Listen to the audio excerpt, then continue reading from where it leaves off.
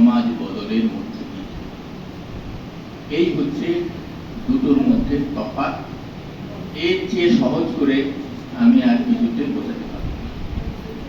এর বাইরে যে বলার থাকে, ধর্ম বিশ্বাসী মানুষের কাছে ধর্ম ধনবাদের দেওয়া একটা উপহার, এবং এই উপহার তার কাছে হচ্ছে একটা উল্টানো জগৎ। উল্টানো জগৎ কেননা সে কোনো কিছুই ইহ জগতে পাচ্ছে না, সে একটা এমন একটা কল্পিত জগতের মধ্যে রয়েছে।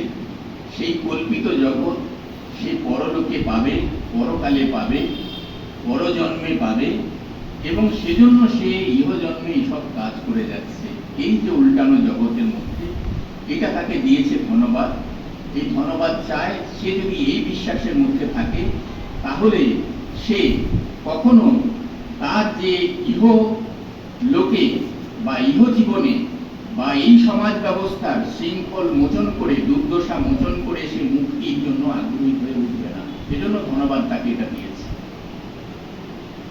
তাহলে ধন্যবাদের দেয়া এই উল্টানো জগতে সে আছে। আচ্ছা, উল্টানো জগতে আপনি চেতনা সোজা করতে পারবেন? আপনি চেতনা সোজা করার অনেক চেষ্টা করবেন, চেতনা সোজা হবে না।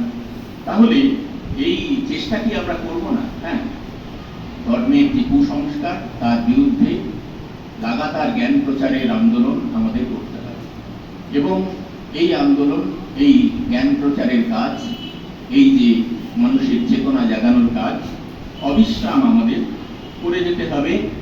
এবং সেই সঙ্গে আমাদের যেটা যুক্ত করতে হবে যে ধর্মীয় আবেগে কখনো আমরা আঘাত করব না।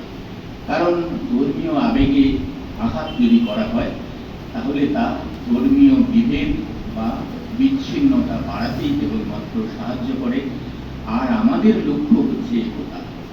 আমাদের লক্ষ্য আরো বেশি মানুষকে একত্রিত করা, আরো বেশি মানুষকে এই যে শৃঙ্খলের মধ্যে রয়েছে, এই যে দুর্দশার মধ্যে রয়েছে, তার থেকে টেনে আনা। সুতরাং এই শৃঙ্খল মুক্তির লড়াই বা জীবন যন্ত্রণার যে লড়াই আর চেতনা বিকাশের লড়াই, এই দুটোকে একসঙ্গে যুক্ত করতে হবে। এবং এই দুটোকে একসঙ্গে যুক্ত করতে পারলেই তখনই কেবলমাত্র সাফল্য আমাদের কাছে আসবে। সুতরাং চেতনা বিকাশের যে কাজ, সে কাজ আমরা করছি। হয়তো অন্য অনেকে তারা হচ্ছে শৃঙ্খল মুক্তির কাজ, দুর্দশা মুক্তির কাজ করছেন, এবং এই দুটো এক জায়গায় এসে মিশবে এক সময়, এবং এই মেশার ফলে আমাদের কাঙ্ক্ষিত লক্ষ্য আমরা পৌঁছাতে পারব। এবং তার ফলে যে জগৎ, সেই জগৎটাকে উল্টে দেওয়া সম্ভব হবে। অর্থাৎ এই পৃথিবীর বুকে একটা নতুন পৃথিবী আনা সম্ভব হবে। অর্থাৎ ধন্যবাদের দেওয়া জগৎকে উল্টে অন্য সমাজ প্রতিষ্ঠা সম্ভব হবে, এবং তখন এই চেতনা বিকাশের কাজ অনেক সহজ হয়ে যেতে পারবে, এবং বিজ্ঞান তখন পূর্ণভাবে মানুষের কল্যাণে ব্যবহৃত হতে পারবে। এই হচ্ছে আমার ধর্ম সম্পর্কে আমার যে কথা। এবং সেই কথা হচ্ছে যে আমি বলছি, লেনিন একটা কথা বলেছেন, সমাজবাদী দার্শনিকও বলতে পারি তো আমরা তাকে, যে নৈরাজ্যবাদী খেয়ে না খেয়ে ঈশ্বরের বিরুদ্ধে যুদ্ধের প্ররোচনা করে বেড়ায়, সে আদপে ধর্মের ব্যবসায়ী ও বুর্জোয়াদের স্বার্থই রক্ষা করে।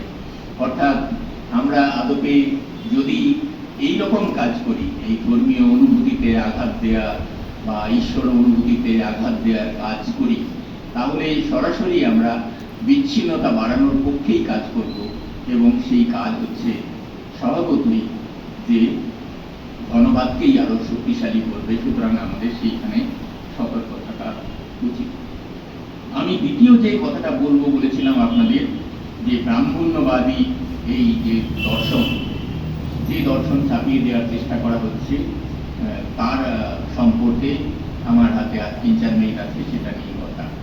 আমি বলছি যে ব্রাহ্মণ্যবাদ বা এই যে ব্রাহ্মণ হচ্ছে শ্রেষ্ঠ বর্ণ, এই হিসেবে এইটা হচ্ছে প্রথম বলা হয়েছে ঋগ্বেদের পুরুষ সূক্তে আছে, এবং হচ্ছে আমি বলছি যে মনুস্মৃতির প্রথম অধ্যায়ের 31 নম্বর সূক্ত, তাতে এটা বলা আছে। এবং